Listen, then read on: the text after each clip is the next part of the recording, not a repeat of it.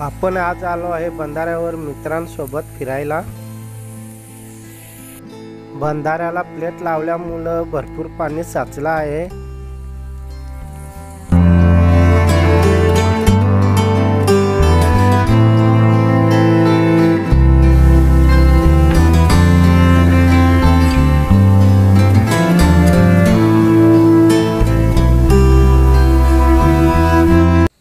नमस्कार मित्रांनो, पुन्हा एकदा तुमचं नवीन व्लॉगमध्ये मनापासून स्वागत आहे। तुम्हाला वैतरणा नदी आणि पिंजाल नदीचा संगम दाखवणार आहे। नक्की व्हिडिओ बघत राहा। तर आता आपण आलो आहे संगमाच्या जवळ आलो आहे। व्हिडिओ आवडला तर नक्की लाईक आणि सबस्क्राइब होऊन जाऊ द्या। आता थोड्या वेळात तुम्हाला नदीचा व्हिडिओ दाखवतो। ही आहे मित्रांनो वैतरणा नदी।